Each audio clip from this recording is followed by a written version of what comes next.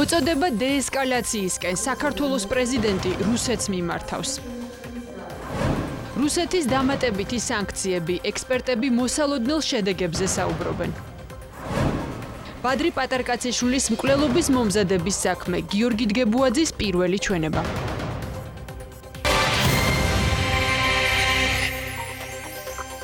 მოგესალმებით, თქვენ უყურებთ მოამბეს 3 საათზე, ახალ ამბებს მე ლიზა ციკლაური გაგაცნობთ. საქართველოს პრეზიდენტი მიმართავს რუსეთის ხელმძღვანელობას არ აჰყვეს ესკალაციას. სალომე ზურაბიშვილმა განცხადება სპეციალურ ბრიფინგზე გააკეთა და აღნიშნა, რომ მშვიდობიანი პოლიტიკა არის ერთადერთი გზა ქვეყანაში და რეგიონში სტაბილურობის შესანარჩუნებლად. ახლა ნათია ქენქაძეს ჩავრთავთ, რომელიც პრეზიდენტის განცხადების შესახებ უფრო დეტალურად მოგვიყვება. ნათია, პირდაპირ ეთერში ხარ. საქართველოს პრეზიდენტმა პირველ რიგში მიმართა ქვეყნის შიგნით საზოგადოებას და პოლიტიკურ ძალებს. მან განაცხადა, რომ სიტყვის თავისუფლება არის უმთავრესი მონაპოვარი, თუმცა ასევე შეახსენა მხარეებს, რომ სიტყვის თავისუფლება ითვალისწინებს პასუხისმგებლობასაც, ამიტომ მან მოუწოდა მათ, რომ პასუხისმგებლობით მოეკიდონ განვითარებულ პროცესებს, როგორც პოლიტიკური ძალები, ასევე საზოგადოებრივი ორგანიზაციები, აქციების ორგანიზატორები, რათა არ დაუშვან ქვეყანაში დესტაბილიზაცია და ასევე ქვეყნის იმიჯის გაფუჭება საერთაშორისო ასპარეზზე. მან კიდევ ერთხელ შეახსენა მხარეებს, რომ ერთ-ერთი მთავარი მოთხოვნა პროპორციულ სისტემასთან დაკავშირებით არის დაკმაყოფილებული და მისი თქმით ეს უზრუნველყოფს სამართლიან არჩევნებს და უზრუნველყოფს იმას, რომ მხარეებს ჰქონდეთ საშუალება უკვე წინა საარჩევნო პროგრამების ფარგლებში მიიტანონ საზოგადოებამდე საკუთარი შეხედულებები და ამ მხრივ მოიპოვონ საზოგადოების მხარდაჭერაც. მან ასევე კიდევ ერთხელ შესთავაზა მხარეებს დიალოგისთვის საპრეზიდენტო პლატფორმა. მინდა ყველას შიგნით და გარეთ მოგიწოდოთ დეესკალაციისკენ. მიმართავ იმ ძალებს ქვეყანაში, ვინც ნებსით უნებლიეთ ამ ქვეყნის სტაბილურობას, ესე იგი მის მთავარ მონაპოვარს, მის მთავარ ღირებულებას რეგიონალურ და საერთაშორისო პარტნიორებისთვის საკუთარი პოლიტიკური მიზნების გამო საფრთხის ქვეშ აყენებს. პატრიოტიზმი ქვეყნის დისკრედიტაციასა და დესტაბილიზაციაზე არ გადის. მიმართავ მათ, ვინც უპასუხისმგებლო ქმედებებითა თუ განცხადებებით პატრიოტიზმის დროშის ქვეშ აზარალებს ჩვენს მოქალაქეებს და მათ ეკონომიკურ კეთილდღეობას აქ და ქვეყნის ფარგლებს გარეთ. პატრიოტიზმი სწორედ საკუთარ მოქალაქეებზე ზრუნვა. ახალი საარჩევნო კოდექსი ამზადებს კიდევ უფრო სამართლიან არჩევნებს. ყველას მოგიწოდებთ მშვიდობიანი არჩევნების გზით თქვენი მოთხოვნები ხალხის არჩევანის წინაშე დააყენოთ და საზოგადოების პასუხს დაელოდოთ.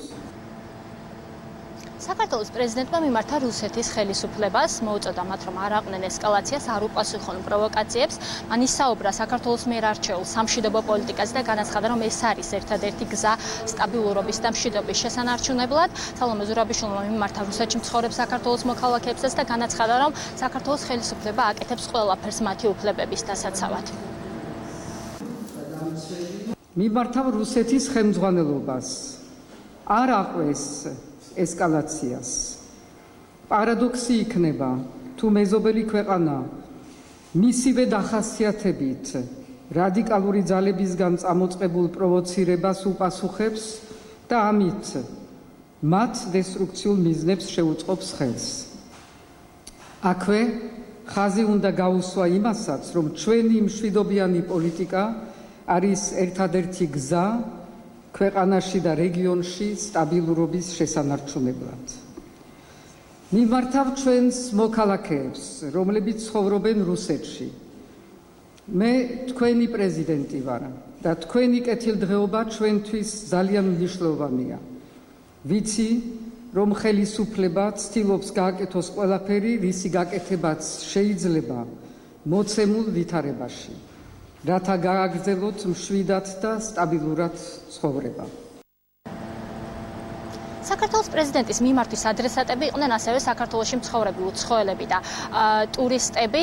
სალომე ზურაბიშვილმა განაცხადა, რომ ჩვენი ქვეყანა ყოველთვის გამოირჩეოდა ტოლერანტობით და არასდროს არც ერთ დაძაბულ ვითარებაში არ მომხდარა ინციდენტი, რომელიც მათ საფრთხეს შეუქმნიდა. მისი თქმით, ეს გაგრძელდება მომავალშიც და საქართველოში მცხოვრებ უცხოელებს თუ იმ უცხოელებს, რომლებიც დროებითი ვიზიტით იმყოფებიან ჩვენს ქვეყანაში, არ შეექმნებათ საფრთხე, მათი უსაფრთხოება სრულად იქნება დაცული. მადლობა ნათია კენკაძე საუბრობდა პირდაპირ ეთერში. მან საქართველოს პრეზიდენტის განცხადება გაგვეცნო. ღვინის და მინერალური წყლის ექსპორტის და ფულადი გზავნილების აკრძალვა. რუსეთის დუმამ ქვეყნის მთავრობას საქართველოს წინააღმდეგ ეკონომიკური ზომების განხილვის რეკომენდაცია მისცა.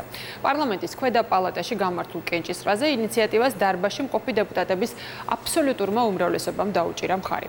საქართველოს წინააღმდეგ ეკონომიკური ზომების მიღების მომხრე 412 კანონმდებელი იყო. დუმის ქვედა პალატამ მინისტრთა კაბინეტს თხოვა, რომ შესაბამისი წინადადება ქვეყნის პრეზიდენტს წარუდგინოს. რუსმა დეპუტატებმა განაცხადეს, რომ საქართველოში მიმდინარე ანტირუსული პროვოკაციები დასაგმობია და უპასუხოდ არ უნდა დარჩეს. რუსეთის დუმის გადაწყვეტილებას უკვე გამოეხმაურნენ თბილისში. დეპუტატები ამბობენ, რომ კენჭისყრის შედეგი მათთვის მოულოდნელი არ ყოფილა.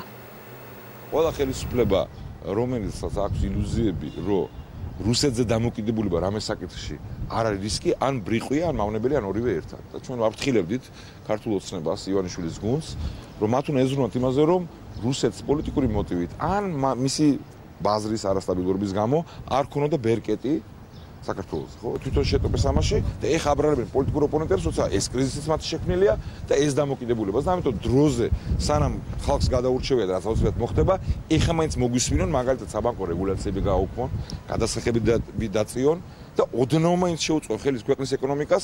თუ რეფორმას მიიღებს სრულ სანქციები არავინ იცის, ვინმე ეს არის მიმართვა პუტინისადმი და შემდეგ უკვე პუტინის მოწყალებაზე, ასე ვთქვათ, დამოკიდებული. ტექნიკურად თითქმის შეუძლებელია, რომ ფულადი გზავნილები შეაჩეროს, ამის გაკეთება ერთხელ უკვე უნდა რუსეთს, მაგრამ არ გამოვიდა. დღეს ბორჯომი არის რუსული კომპანია და თუ საკუთარ კომპანიას გამოუცხადებენ ემბარგოს, თუმცა რუსებისგან არაფერია მოულოდნელი, როდესაც ასე დასაჯეს ავის ტურისტები, არ ვიცით, რაც შეეხება ღვინოს არ არის გამორიცხული, მე რაღაც შანტაჟისთვის გამოიყენონ.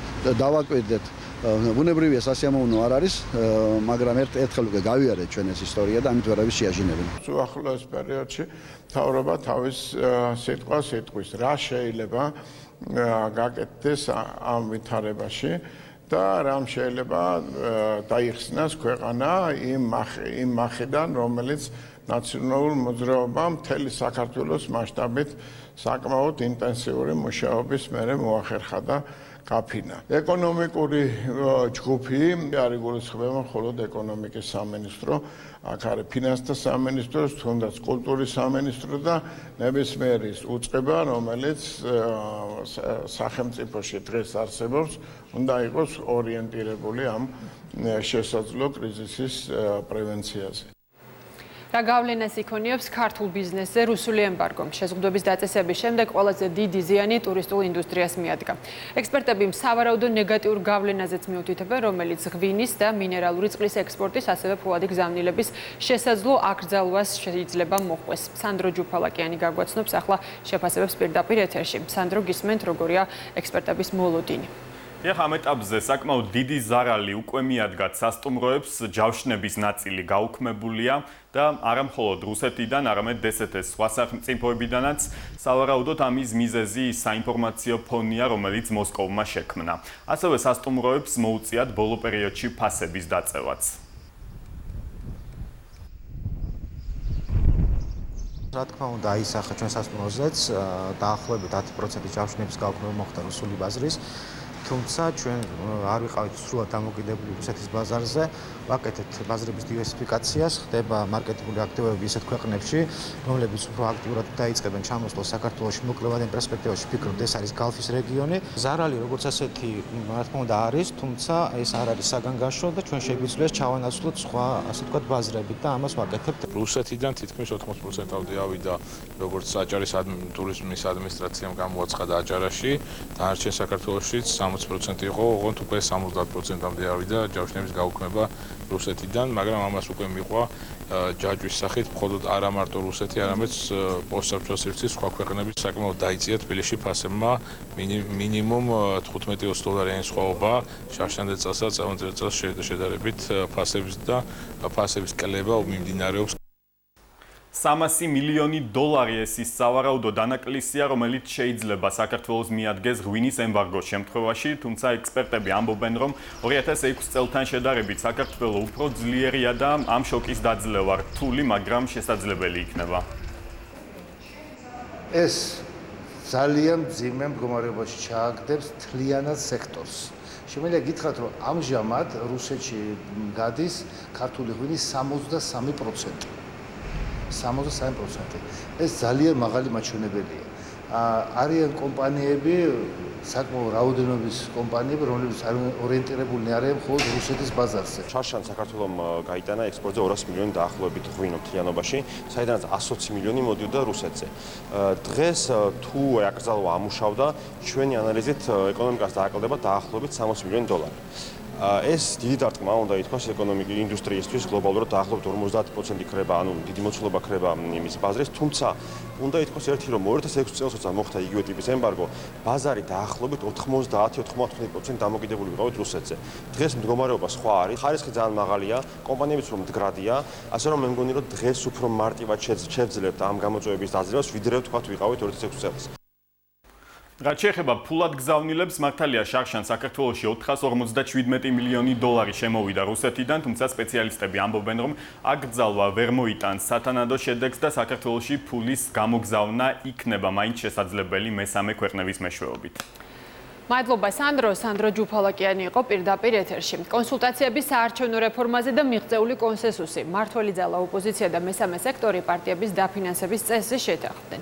უმრავლესობა იზიარებს იმ მოთხოვნას, რომ ფინანსები სახელმწიფო ბიუჯეტიდან ეგრეთ წოდებული რეგრესული წესით გადანაწილდეს, რაც თავის მხრივ გულისხმობს, რომ შედარებით დაბალ რეიტინგული პარტია მეტ ფინანსურ რესურსს მიიღებს. ამ წუთებში კი დისკუსია გრძელდება საარჩევნო ადმინისტრაციის დაკომპლექტებასა და ადმინისტრაციული რესურსების გამოყენების საკითხში არსებული პრობლემების მოგვარების საკითხებზე. დავიწყეთ უკვე საუბარი ადმინისტრაციული რესურსის გამოყენების შეზღუდვაზე. ჩვენ ვთვლით, რომ პირველ რიგში ის საჯარიმო სანქციები, რომელიც ადმინისტრაციული სამართალდარღვევით არის გათვალისწინებული, ძალიან ცოტაა. მაბადია და ყველა ფეხზე იკიდებს ამ საჯარიმო სანქციებს, არღვევენ და ამბობენ, რომ მაინც გადაიხდიან იმ რაღაც 500 თუ 1000 ლარს და ეს არ არის პრობლემა.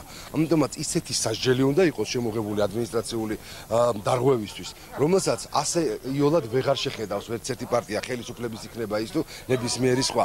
ამიტომაც ვეთანხმებით მოსაზრებას, რომ ეს შეიძლება იყოს სისხლის სამართლის დანაშაულიც კი. თუ კი ისინი გააცნობიერებენ და აიღებენ პასუხისმგებლობას, ყველა პარტია მათ პოლიტიკურ პასუხისმგებლობას გაინაწილებენ ჩვენთან ერთად და მაშინ არის ძალიან დიდი შანსი კონსენსუსის მიღწევის და ჩვენ ამ мотивაციით ვართ განწყობილი. ჩვენ გუშინ ვიმსჯელეთ მთელი რიგ საკითხებთან დაკავშირებით, იქნებოდა ეს საარჩევნო ბლოკების საკითხი, დაფინანსების საკითხი და ასევე საუბარი შეეხო საარჩევნო ადმინისტრაციის მიმართულებით სხვადასხვა საკითხების გაუმჯობესებას. ყველას მიაჩნია, რომ არ უნდა იყოს მაღალი, რომ უნდა იყოს დაბალი დაფინანსების ღურბლი, მაგრამ ეს დაბალი რამდენად დაბალი უნდა იყოს, აი აქ სხვადასხვა მოსაზრებებია, თუმცა უმეტესობა იხრებოდა იმისკენ, რომ სადღაც აი ერთი მანდატის მოსაპოვებლად რამდენი ხმაც არის საკმარისი, ეს იყოს საკმარისი უკვე დაფინანსების მისაღებად.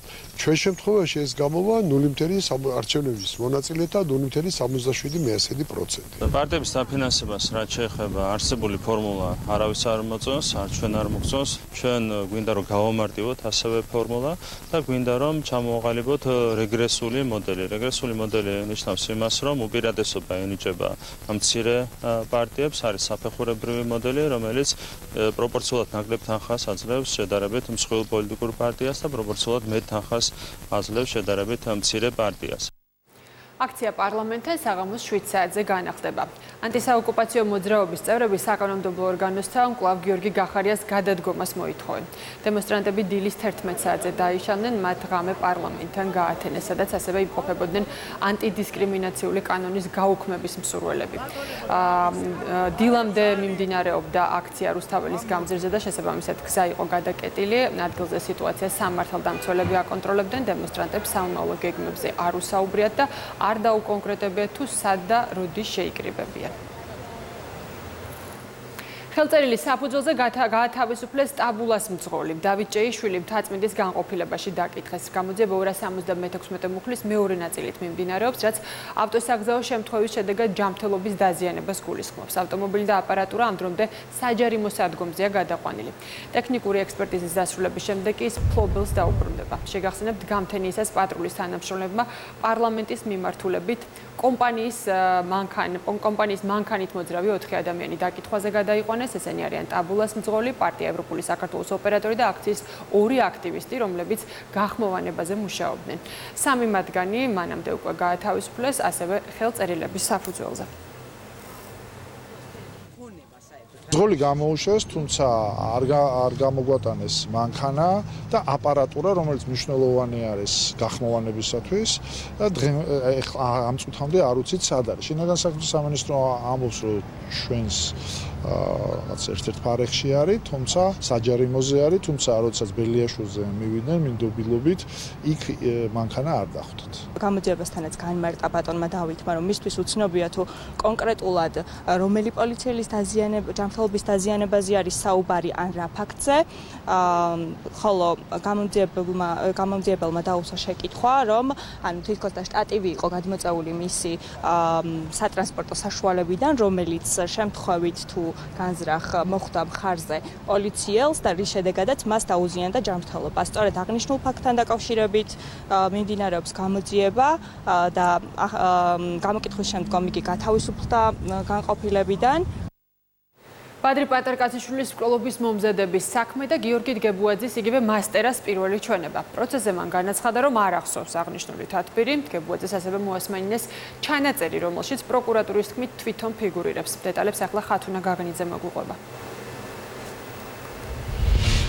თბილისის საქალაქო სასამართლოში უკვე 3 საათია იკითხება პროკურატურის ერთ-ერთი მთავარი მოწმე ბადრი პატარკაშვილის მკვლელობის მომზადების საქმეზე. ეს არის გიორგი დგებუაძე, მასტერა, რომელიც სხვა სისხლის სამართლის საქმეზე არის მსჯავრდებული. ის არის ამ საქმის ერთ-ერთი მთავარი ფიგურანტი, თუმცა როგორც არაერთხელ გაკეთდა განმარტება პროკურატურის წარმომადგენლების მხრიდან, მის მიმართ ბრალის წარდგენა ვერ ხდება, რადგან სხვა საქმის ფარგლებში მოხდა მისი ექსტრადირება ჰოლანდიიდან და ამ საქმეზე სწორედ ჰოლანდია არაძლევს ქართულ გამოძიებას მასტერასთვის ბრალის წარდგენის უფლებას ჯერჯერობით. რაც შეეხება მასტერას მიერ მიცემულ ჩვენებას, როგორც მან ჩვენებაში განმარტა, პროკურორების შეკითხვის საპასუხოდ 2006-2007 წლებში კონსტიტუციური უსაფრთხოების დეპარტამენტში არ ჩატარებულა არანაირი თათბირი, რომელზეც ბადრი პატარკაშვილის ლიკვიდაცია იგეგმებოდა. მასტერამ აქვე განმარტა, რომ ბევრი დეტალი არ ახსოვს, რადგან ბოლო 6 წლის განმავლობაში ის იმყოფება სტრესში, შესაბამისად შერყეული აქვს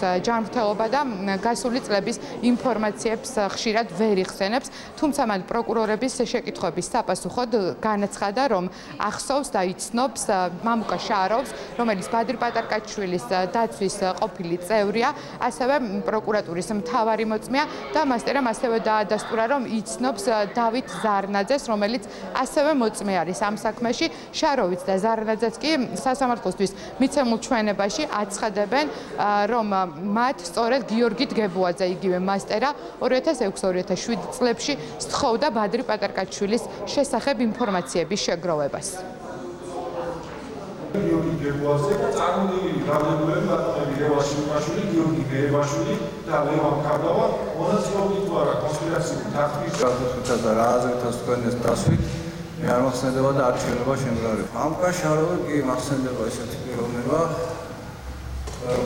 ითხრეთ სახელმწიფო დაცვის სპეცსამსახურში მუშაობდით გარკვეულ პერიოდის განმავლობაში ერთად. 2007 წლის დასაწყისში შეხვდით თუ არა მამუკა შაროვს? ვერ ვიხსენებ ეგეთს. დავით ზარნაძის ასე ვთქვათ, კონსტიტუციური უსაფრთხოების დეპარტამენტში მუშაობის დაწყებისთვის ასე ვთქვათ, თქვენ გაუწევთ თუ არა მას რეკომენდაცია? მე მახსოვს, კონსტიტუციური საფრთხეების დეპარტამენტს სახელმწიფო სამსახური შეუერთდა მასში გარკვეული დანაყოფები. შესაძლებელია ისე მოხვედრილი იყოს, შესაძლებელია რეკომენდაციას გამეწია, ზუსტად ვერ გეტყვით. თქვენ იმის მისწვავთ გავსი დავალება, ან თქვენი სამსახური მუშაობდა თუ არა? მე მივეცი თუ არა ვინმეს დავალება დაცვის პოლიციასთან დაკავშირებით. არ მახსოვს ეგ. განსაკუთრებით ბოლო 6 წელია სერიოზული სტრესის ქვეშ ვარ და შეგებული მაქვს ჯანმრთელობა და ამიტომ შეიძლება რაღაცა ისე არ გთხოვთ რომ არ აღიქვათ რომ ვითომ თავს ვარიდებ კითხავს, მაგრამ ბევრი არ მახსოვს. დღევანდელ სხდომაზე უნდა დაკითხულიყო მოწმის სახით ირაკლი ოქრუაშვილი, თუმცა როგორც პროკურორმა აღნიშნა, ოქრუაშვილმა ისე დატოვა საქართველოს ტერიტორია, რომ გამოძიებისთვის არ უცნობებია, რომ არ გამოცხადდებოდა დაკითხვაზე, თუმცა პროკურორ დავით გუმბერიძის ინფორმაციით დიდი მნიშვნელობა მის ჩვენებას გამოძიებისთვის აღარ აქვს, იქიდან გამომდინარე, რომ საქმეში ჩადებულია ირაკლი ოქრუაშვილის მიერ სატელევიზიო ეთერში გაკეთებული განცხადება, სადაც ის აღნიშნავს, რომ ბადრი პატარკაშვილის მკვლელობას ავალებდა ყოფილი პრეზიდენტი მიხეილ სააკაშვილი მისი აფეთქების გზით. სასამართლოდან ხათუნა გაგნიძე საუბრობდა. მზადება აღმოსავლეთ პარტნიორობის პირველი საინვესტიციო ფორუმისთვის. კონფერენციაში 400-ზე მეტი დელეგატი მიიღებს მონაწილეობას, მათ შორის უკრაინის, სომხეთის, ბელორუსის, აზერბაიჯანისა და მოლდოვის უმაღლეს თანამდებობის პირები. ასევე საინვესტიციო სააგენტოები, მსხვილი ბიზნეს გაერთიანებების, საერთაშორისო კომპანიების, ევროპის საინვესტიციო ბანკის და ევროპის რეკონსტრუქციისა და განვითარების ბანკის მაღალი რანგის წარმომადგენლები. ფორუმის მნიშვნელობასა და მიზანზე ეკონომიკის მინისტრის მოადგილე მისაუბრა. ფორუმის ფარგლებში დაგეგმილია 3 სესია. აღნიშნული სესიები დაეთმობა ენერგეტიკის, ინფრასტრუქტურის, ტრანსპორტის და ტურიზმის სფეროებს. ეს იქნება კარგი საშუალება იმისთვის, რომ ჩვენ გავაცნოთ კონკრეტული პროექტები საერთაშორისო ინვესტორებს. 11-ში აღნიშნული ფორუმი მნიშვნელოვან წვლილს შეიტანს საინვესტიციო შესაძლებლობების გაზრდის კუთხით, როგორც საქართველოს, ასევე სხვა აღმოსავლეთ პარტნიორ ქვეყნებში. მამუკა ხაზარაძე საზოგადოებრივი მოძრაობის შექმნას აანონსებს. ამის შესახებ ის განცხადებას სოციალურ ქსელში აქვეყნებს. წერილში ვკითხულობთ, მიზან შეწონილად მიიჩნევს სექტემბრიდან ახალი საზოგადოებრივი მოძრაობის დაფუძნებას, სადაც გაერთიანდებიან სხვადასხვა სფეროს წარმომადგენლები. 20 ივნისის ღამე იყო ის წყალგამყოფი, როდესაც ჩვენმა ღირსეულმა და თავისუფალმა ახალგაზრდობამ გულწრფელი და მტკიცე პროტესტი გამოხატა ოკუპაციისა და ძალადობის წინააღმდეგ. როგორც ხაზარაძე განმარტავს, ქვეყანაში ბოლო დროს მიმდინარე პროცესები საგანგაშო ფორმებს იღებს და სწორედ ამ მოვლენებმა განაპირობა მოძრაობის შექმნის აუცილებლობა. ხაზარაძის მიერ საზოგადოებრივი მოძრაობის შექმნის ინიციატივას უკვე მოჰყვა შეფასებები თბილისში. ალბათ მოულოდნელი არ იქნება თუ ასევე პოლიტიკურ ტრანსფორმაციას ექნება მის ამ მოძრაობას, მეტომეტეს რომ გარკვეულზე დეკლარირებაც მოხდა ამის. რაც შეეხება ჩვენს პოტენციურ თანამშრომლობას, ჩვენ ბევრჯერ გვითქვამს, რომ ნებისმიერი პოლიტიკური ძალა, რომელიც იქნება პროდასავლური და რომელიც იქნება არაქსენოფობიური და ადამიანის უფლებების და უმცირესობების უფლებების დამცველი, რომელიც არ იქნება გარიგებაში ან დაქვემდებარებაში ოლიგარქთან, ჩვენთვის არის პოტენციური მოკავშირე. ჩვენ ვშალობთ პროპორციულ საარჩევნო სისტემაზე, ეს პროექტი არის ინიცირებული და ეს იძლევა იმის საშუალებას, რომ რაც შეიძლება მეტი სეგმენტი, მეტი სუბიექტი, ჩვენი საზოგადოების წარმომადგენელი, პოლიტიკური სპექტრის წარმომადგენელი ჩაერთოს უშუალოდ პოლიტიკურ ცხოვრებაში. თავარია, რომ იმ სუბიექტებთან, რომლებიც შემოვლენ პოლიტიკურ ცხოვრებაში, საპარლამენტო ცხოვრებაში, კონსტრუქციული როლი შეასრულონ ჩვენი სახელმწიფოებრივი განვითარების თვალსაზრისით. რაც შეეხება წყალგამყოფს, ეს დღეები იყო მთლიანად ნამდვილად წყალგამყოფი. ზუსტად გამოიკვეთა ამ დღეების განმავლობაში ის თუ ვინ ემსახურება მტრის ინტერესებს და ვინ ემსახურება სახელმწიფო ინტერესებს. ეს ნამდვილად იყო წყალგამყოფი და მე ვფიქრობ, რომ ჩვენი პოზიცია ამ თემასთან დაკავშირებით უნდა იყოს ძალიან მკაფიო იმისათვის, რომ ტერს არ მიეცეს სტრობის საშუალება. არაფერი გამორიცხული არ იყო, მოსალოდნელიც იყო, რომ ნაციონალურ მოძრაობას კიდევ ერთი მოძრაობა დაემატა მამუკა ხაზარაძის მეშვეობით. დღეს ბატონმა მამუკა ხაზარაძემ დაანონსა, რომ ახალი საზოგადოებრივი მოძრაობის შექმნას გეგმავს. თქვენ რა ინფორმაცია გაქვთ და თქვენ ხომ არ გეგმავთ შემთხვევით პოლიტიკაში წასვლას ასე თქვა. მე თქვენაერად Facebook-ით მოვისმე, არ მაქვს კომენტარი. ან კომუნიკაცია არ გქონიათ ამ საკითხზე. არა. საქართველოში ოფიციალურ ვიზიტის ფარგლებში გერმანიის ბუნდესტაგის ვიცე-პრეზიდენტი შეხვედრებს მართავს. კლაუდია როთის საპარლამენტო უმრავლესობის წევრებს სოფიო კაცარავას და სოფო კილაძეს ესაუბრა. ბუნდესტაგის ვიცე-პრეზიდენტმა აუდიენცია გამართა ასევე ევროპული საქართველოს წევრთან, სერგი კაპანაძესთან. განხილვის მთავარი თემა იყო ქვეყნებს შორის ურთიერთობა და საქართველოში მიმდინარე პროცესები.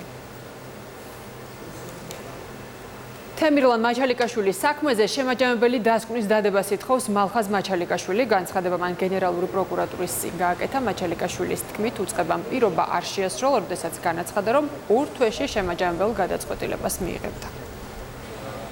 პირობა დაიდო პარლამენტშიც პარლამენტთან შეთანხმებით ერთად, რომ 2 თვის განმავლობაში შემაჯამებელს დადებდნენ თემირლანის საკითხთან დაკავშირებით. ესენი იძახიან საქმე მიმდინარეობს ამ ნაწილში გამოძიება, არანაირი გამოძიება აქ არ მიმდინარეობს, აქ ხდება უბრალოდ დროის გაწელის ამბავი. აქ მოხდა პირდაპირ ხეობაში ჩაიდინეს ტერაქტი და ამ ტერაქტს ერთ ლამაზ მშვენიერ დღეს ფარდა აიხდება. ყაზახური ხორბლის იმპორტი საქართველოში. ეკონომიკის და მდგრადი განვითარების მინისტრი ყაზახეთის ხორბლის ექსპორტიორი მსხვილი სახელმწიფო კორპორაციის წარმომადგენლებს შეხვდა. პრემიერ-მინისტრის ყაზახეთში ვიზიტისას მიღწეული შეთანხმებიდან გამომდინარე, საქართველოში მსხვილი ყაზახური კორპორაციების სამუშაო ჯგუფის ვიზიტი მიმდინარეობს, რომლის დროსაც დაგეგმილია შეხვედრები როგორც სამთავრობო უწყებებთან, ასევე კერძო სექტორის წარმომადგენლებთან. ჩვენ ვაგრძელებთ მუშაობას ჩვენ ყაზახ კოლეგებთან საქართველოში ყაზახური ხორბლის იმპორტის განვითარებასთან დაკავშირებით. ჩვენ მიგვაჩნია, რომ ძალიან სწრაფად უკვე დაიწყება პირველი პარტიების შემოტანა. მათ შემდეგ თქვათ, რაც საქართველოს და ყაზახეთის მთავრობებმა მოილაპარაკეს ერთმანეთს შორის იმასთან დაკავშირებით, რომ საჭიროა ყაზახური ხორბლის თქვათ სერიოზული პარტიების შემოტანა საქართველოში. იქედან გამომდინარე, რომ მოხდეს დივერსიფიცირება ამ მიმართულებით. უკვე ეს შედეგებისკენ ორიენტირებული შეხვედრები დაიწყო. ანუ დღეს ჩვენთან ჩამოსული იყო ის ორგანიზაციები, რომლებიც ძირითადად ყაზახეთში ხორბლის ექსპორტით არიან დაკავებული. ტურიზმი, მრეწველობა, ექსპორტის წახალისება და მაღალტექნოლოგიური წარმოება ეს არის სექტორები, რომლებითაც ჩინეთი ინტერესდება.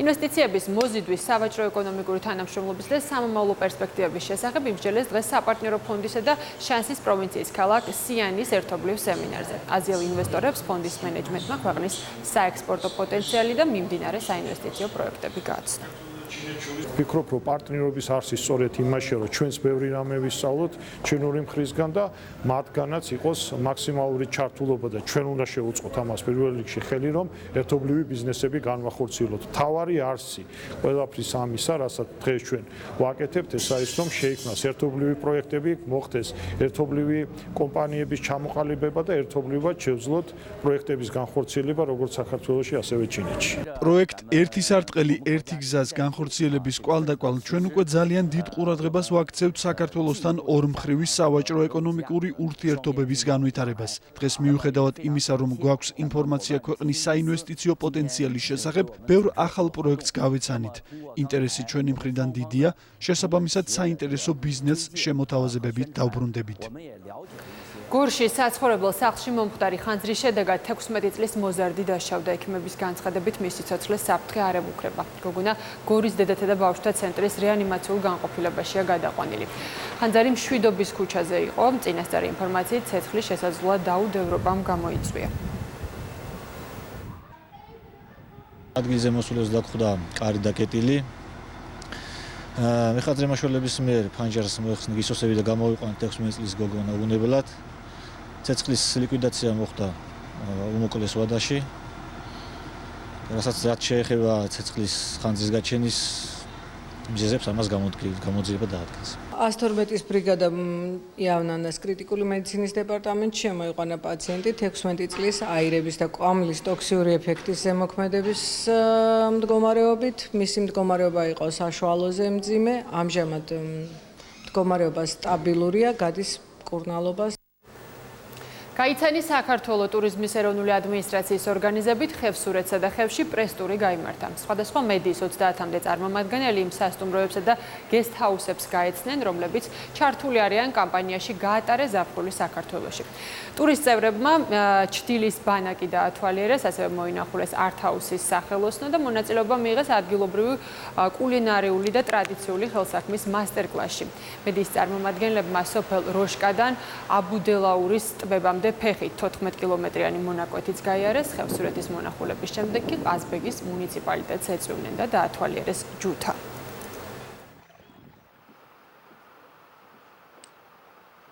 კიდე ტურიზმის პოპულარიზაციის თვალსაზრისით ჩვენ მივეცით წამყვან 30-მდე ჟურნალისტი მის შესაძლებლობა რომ ეინახათ და გადაიღოთ ის ულამაზესი ადგილები ჩვენი ქვეყნისა, როგორიც არის ჯუთა, ისევე როგორც ხევსურეთი. ჩვენთვის უმნიშვნელოვანესი არის რომ კიდევ ერთხელ ჩვენი ქვეყნის მოქალაქეებს გავაცნოთ თუ რამდენ ლამაზია ჩვენი ქვეყანა და რამდენად მნიშვნელოვანია ის მესიჯი რომ წელს და არა მხოლოდ წელს ყველა ვატარებთ ზაფხულს საქართველოში. ჩავერთეთ კამპანიაში დაისვენე საქართველოში და ვღებულობთ სტუმრებს, ვაკეთებთ შეღავათიან ფასს და ასევე ჩვენ სტუმრებს ვთავაზობთ ხინკლის მასტერკლასს უფასოდ, ვთავაზობთ ხეზეკვეთას, ქარგვის მასტერკლასს, ლუდის ხარშვის პროცესს ვაყურებინებთ და ვცდილობთ რომ ამით უფრო საინტერესო გავხადოთ და უფრო მეტი ტურისტი მოვიზიდოთ. ახლა კი ბიზნეს პარტნიორის თემების შესახებ უნდა გავიგოთ. მოკლე ანონსს გაგვაცნობს ნიკა მუკბანიანი, მისი წამყვანი. ნიკა, მოგესალმები.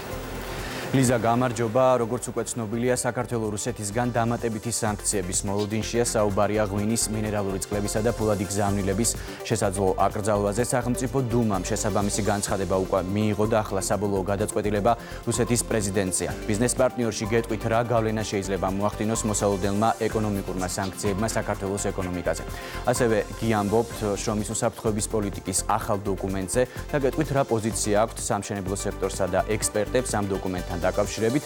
გადაცემის მეორე ნაწილში კი გიამბობთ ერთ-ერთ ქართულ კომპანიაზე, რომელმაც 1 ჰექტარზე 11 ტონა ხორბლის მოყვანა შეძლო. რამდენიმე წამში ეთერში ვართ, ასე რომ დარჩით პირველ აღზე და უყურეთ ბიზნეს პარტნიორს. წარმატებული ეთერი ნიკა მოამბის 3 საათიანი გამოშვება კი ამით დასრულებულია. გმადლობთ ყურადღებისთვის.